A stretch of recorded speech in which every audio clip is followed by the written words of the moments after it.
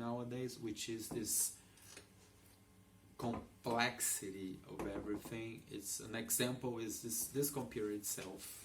You just see the screen there, but this computer itself. I still started with a typewriter.